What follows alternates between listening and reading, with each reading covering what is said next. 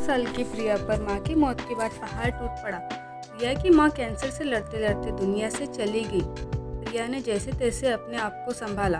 1 साल बीत गया। सबके कहने में आकर प्रिया के पापा रमाकांत ने दूसरी शादी कर ली। मुसीबतों ने प्रिया के जिंदगी में दस्तक दे दी। प्रिया अपनी सौतेली माँ से बहुत प्यार करती थी, उसकी हर बात मानती थी, लेकिन उसकी सौतेली माँ पार्वती उससे ठीक से बात ही नहीं करती। कुछ ही दिनों में उसके पिता में भी बदलाव आने लगे थे।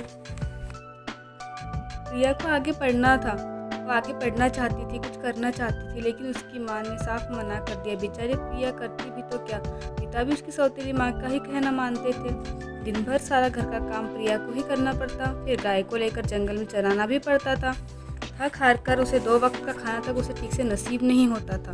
त्योहारों में ना ठीक अच्छे कपड़े मिलते और ना त्योहार पर तैयार होने का टाइम मिलता था। पिता अगर प्रिया के लिए कुछ करते तो उसकी सौतेली माँ नाराज़ हो जाती। प्रिया को हर वक्त उसकी माँ की याद आती थी। एक दिन प्रिया गाय को चरा रही थी। भूख की वजह से उसे चक्कर आ गया और वो एक पेड़ के नीचे गिरकर बेहोश हो गई। उस पेड़ पर एक चुड़ैल का डेरा था। प्रिया को देखकर चुड़ैल नीचे आई और बोली, कौन है जो अपनी मौत को दावत दे रहा है? जैसे ही उसकी नज़र प्रिया पर पड़ी, उसे देखकर चुड़ैल को उसके ऊपर दया आ गई। उसका मासूम चेहरा देखकर उसकी ममता जाग गई। उसने जैसे प्रिया के सर पर हाथ रखा, उसकी पूरी कहानी पढ़ ली। चुड़ैल खतरनाक थी पर दयालु बहुत थी। उसने प्रिया की मदद करने का निश्चय किया। चुड़ैल ने अपने भयानक रूप से एक सुंदर लड़की का रूप ले लिया और उससे अपने जादू से प्रिया को होश में लेकर आ गई। प्रिया ने उठकर देखा तो एक लड़की उसके सामने खड़ी थी। प्रिया ने उससे पूछा तो उसने कहा कि वो पास के गांव में ही रहती है। फिर दोनों में दोस्ती हो गई। चुड़ैल के रूप में लड़की हर दिन प्रिया का इंतजार करने लगी। वो जादू से भोजन और फल साथ रखती, फिर प्रिया को खाने के लिए देती। प्रिया जब पूछती कि वो इतना स्वादिष्ट भोजन कहाँ से लाती है तो लड़की कोई ना कोई बहाना बनाकर टाल ही देती थी। एक दिन उस लड़की को अपने घर ले आई। उसकी सौतेली माँ ने पूछा तो उसने कहा कि ये मेरी दोस्त है, हम रोज साथ में ही गायों को चराते हैं, ये पास के गांव में रहती है। माँ ने आंखें माथे पर चढ़ाकर वहाँ से चली गई और प्रिया को बुलाकर डांटने लगी, तेरी हिम्मत कैसे हुई मुझसे बिना पूछे दोस्ती करने की और उसे घर लाने की? तूने बहुत बड़ी गलती की है, अब तुझे इसकी सज़ा मिलेगी। जैसे ही उसने प्रिया पर हाथ उठाया तो चुड़ैल ने जादू से उसका हाथ वहीं रुक गया। पार्वती को समझ नहीं आता कि ये क्यों हो रहा है। कुछ देर के बाद उसका हाथ नीचे आया और वो सोच में पड़ गई कि ऐसा क्यों हुआ। उसे उस लड़की पर शक हो गया, लेकिन वो चुप रही। उसने निश्चय किया कि वो सच्चाई पता लगाएंगी। काफ़ी देर गुजर जाने के बाद वो लड़की जाने लगी। प्रिया के सौतेली माँ ने उसका पीछा किया। लड़की चलते चलते अचानक गायब हो गई। पार्वती ये सब देखकर घबरा गई और उसका शक यकीन में बदल गया कि वो एक लड़की नहीं बल्कि काला साया है।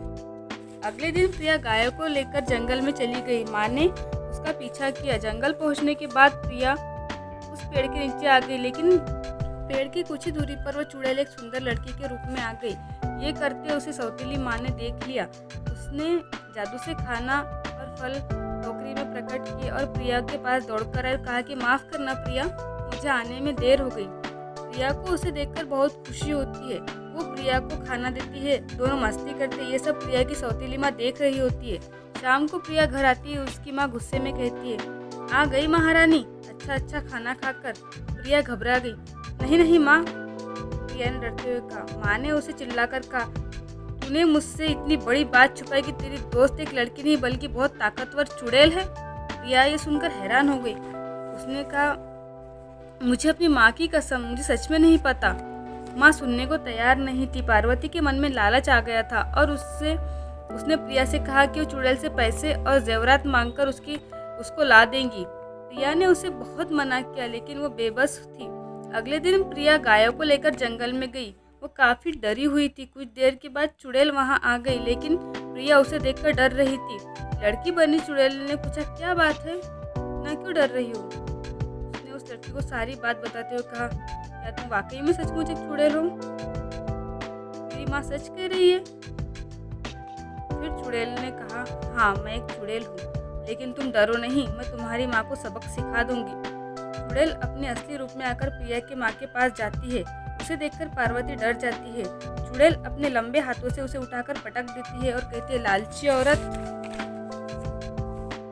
तूने प्रिया की ज़िंदगी खराब की है और इसकी सज़ा तुम्हें ज़रूर मिलेगी। पार्वती बहुत डर जाती है और चुड़ैल से माफ़ी मांगते हुए कहती है, मुझे माफ़ कर दो, मैं प्रिया को बहुत खुश रखूँगी, मुझे छोड़ दो, माफ़ कर दो मुझे। चुड़ैल ने गुस्से में कहा, अगर प्रिया को मारा या उसे भूखा रखा तो मैं तुम्हें जिंदा नहीं छोड़ूंगी। इतना कहकर वो वहाँ से चली गई। अगली सुबह प्रिया ने जब माँ ने उसके साथ अपना बर्ताव देखा तो वह हैरान रह गई। अब वो उससे अच्छे से बर्ताव करने लगी। प्रिया बहुत खुश हो गई। अगले दिन जब प्रिया गाय को लेकर जंगल में गई तो वहाँ पर वो अपनी दोस्त को देखकर बहुत खुश हो गई। उसने उसका धन्यवाद किया और उन्होंने हमेशा अच्छे दोस्त रहने का वादा किया और वो दोनों हमेशा साथ दोस्त बनकर रहे। दोस्तों, इस कहानी से हमें यह सीख मिलती है कि मुसीबत में हिम्मत से काम लेना चाहिए और हर चुड़ैल डरावनी नहीं होती। तो दोस्तों, कैसी लगी आपको